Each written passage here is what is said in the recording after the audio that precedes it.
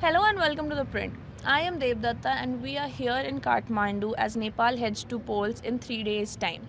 In September, the country saw massive protests led by Gen Zs who demanded an end to corruption and an accountability by traditional elite ruling parties. In 2 days' time, the KPOL led government saw an ouster, and what was in place was an interim administration led by the first female Chief Justice of the country, Sushila Karki. Karki won a street mandate and ensured that elections took place within 6 months' time.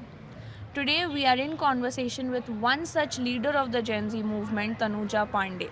Tanuja was among the first to break the news on national media about the protests. She also gave a call to the protests, and 6 months down the line, we sit with her today to understand what happened then, how the Gen Z looks at the shift in these past 6 months, what are their expectations about the elections that are going to be held now. Welcome to The Print, Tanuja. Thank you. So, to begin with, let's go back in time a little bit. On 8th and 9th of September, massive protests broke out. Yeah. The key concerns that most people that I spoke to said, and correct me if I am wrong, was an end to corruption, Yeah. and the buzzword was nepotism that was seen by the, traditional elite parties in Nepal. Yeah. The government fell, and the Gen Z protesters played a key role in it. 6 months down the line, where are the Gen Z protesters now and how are they viewing the election? Majority of JNG protesters are on the street. They're acting as a opposition to this existing interim government. Is now we don't have any opposition, and they are being a key voice of civic spaces of Nepal, and they are trying their best. We are trying our best to make sure that the government meets the mandate of JNG movement. And tell me a little bit about the movement. You were one of the key protesters who took part in the movement. You were there when all of this was happening. You saw, in front of you what went down. Tell me a little bit about it. And like we were speaking earlier, there are now fractions of the Gen Z movement Yeah. across the country. What are these fractions? Who are the people leading it? And if I had to ask you, is there now a leader of the Gen Z movement as such, or was it essentially a leaderless movement? So it's basically the leaderless movement. So there's no anything such as one leader or supreme leader among us. However, after the movement, we saw a huge fractions within the JNG group, and I think it's natural because it wasn't supposed to be any ideological or any partisan movement. So the fraction was natural, and a lot of us who were there, we came. We do have different ideological stands, and it is not necessary for all of us to come together when it comes to ideology, but what I believe is that all the changes who participated in the movement, they do agree on some of the mutual grounds. That was the demand of the movement, and that is what mattered the most. JNG movement that we saw on last September was not the organized protest. It was called through social media, and we still don't know, who decided the date. However, we all agreed to it because the trend, the Nepo baby trend that was circulating around TikTok and Reddit and even Instagram was something that we relate to because, I'm 24 years old now, and I've seen same people playing musical chair in Nepal for my entire life and for nothing. And people of Nepal being paying the price of their incompetency, and it was high time that people revolt against them because everything was getting out of hand. If you see the brain drain rate in Nepal, it's quite high, and besides that, even Nepalese people have to compromise for the bare minimum, such as education, health, and even the good governance. And corruption has always been at its peak, and we've been taught to normalize the corruption, and in this September, and I credit this to Indonesia's Genji movement, because I believe that similar thing touched down Nepalese young youth, and they decided to say enough is enough. And it was a leaderless movement, and a lot of people happened to be a leader after the movement. However, I still believe that it was a leaderless movement. And Tanuja, like you said, you are 24 years old. You Yeah. are a lawyer. Yeah. You have seen how the law functions in the country. What propelled you to join these protests and become a part of the movement?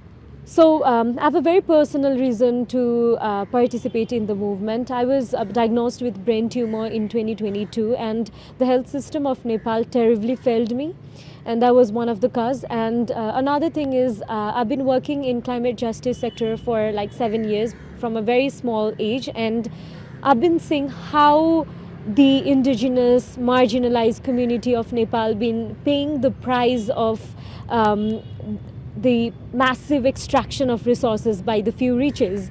And other thing is, in 2020, my friend Dilip Kumar Mahato, led Dilip Kumar Mahato, was killed by the he was killed by the political protection, and that was something, that is something which is with me for a very quite long period of time. And also the fact that my sister had to leave this country because my family was not being able to afford the medical cost because of the failure of this government. And the thing was very personal to me. Besides that, we've been, where I saw Maoist revolution in Nepal. I saw the Madhes Andolan. I saw the Tharuhat Andolan. And it's always people, who've been killed by the state just to ask for the bare minimum in this country. And I was not ready to settle with this. And the videos, that we've been seeing in social media, how our parents, how our relatives are,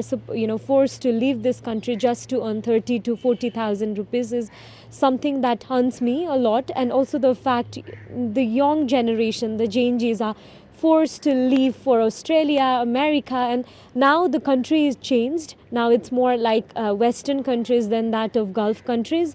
But the reason for leaving the country is still the same, like our parents had to leave for. And it's something that, it's bothered me. It bothered me for a very long period of time. That's why I decided to join and extend my solidarity to the movement. And 6 months down the line, Tanuja, the students had demanded, certain reforms. Yeah. They had demanded an end to corruption. They had demanded accountability. There was also a judicial commission that was set up by the interim government to look into the excesses and police force that took place on the 8th and 9th. How do you see the interim administration under the Karki-led, administration? And would you say rather that the aspirations of the youth protest have been met at all?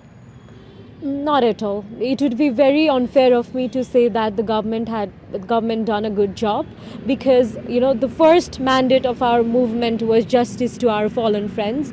The second mandate was we wanted to know who burned down our country in such a heinous manner.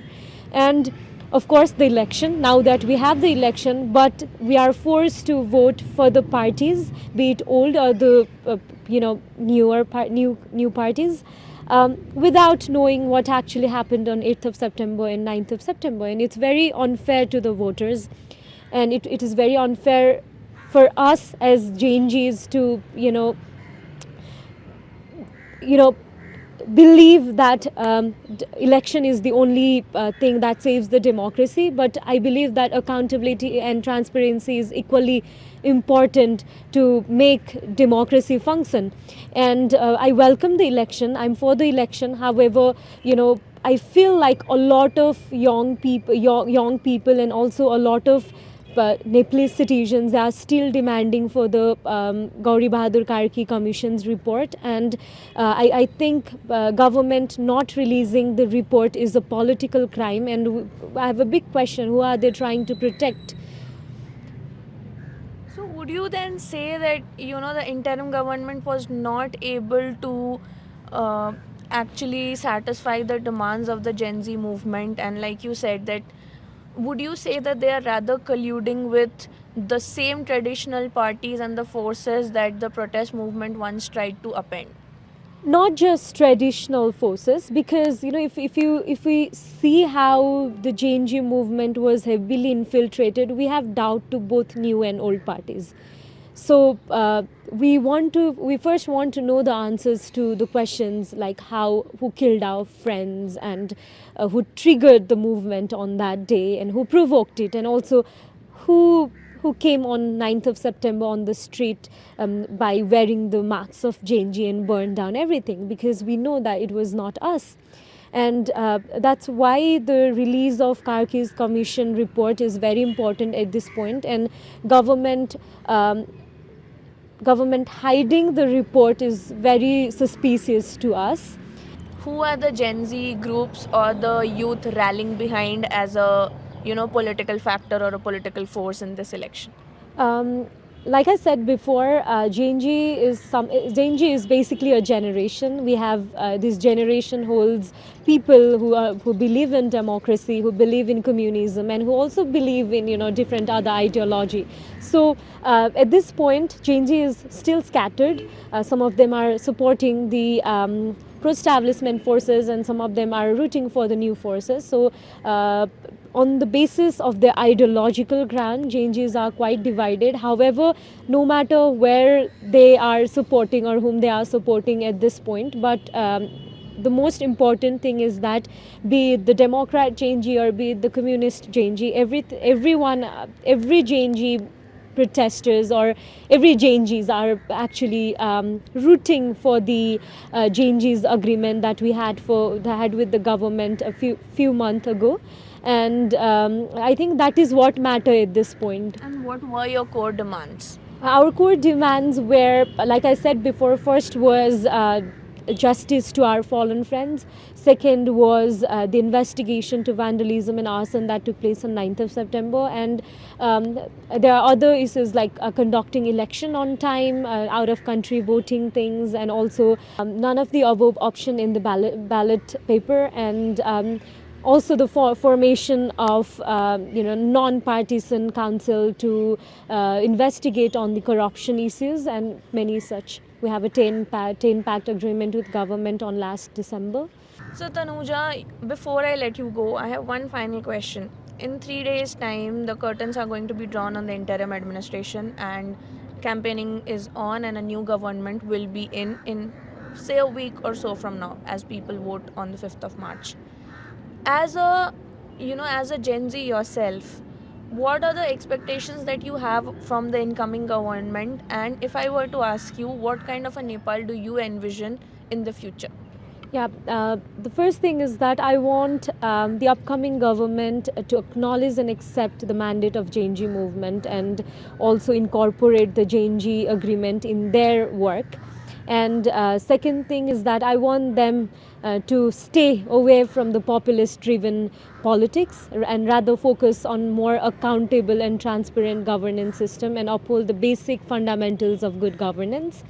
And third thing is that I want them to create such environment where people don't have to come to the street again just to ask for bare minimum. Are you hopeful about it? It's a mixed feeling right now, because we had a lot of hope from a new political forces. However, the way they are campaigning, and the way they are the way their election campaigns and also their approach has been really populist, and I feel like that populism will not lead us to something more productive or constructive, because in Nepal, in every decade we see the movement, and another populist figure rises from it, and then we again tend to walk in the same loop. So the situation are quite similar to before. So I'm getting a mixed feeling. But however, I feel like we cannot afford any instability now, and I'm hopeful in that sense, and I'm hoping for the best. On that note, Tanuja, thank you so much for speaking to The Print, and I wish you all the best. Thank you so much. Thank you.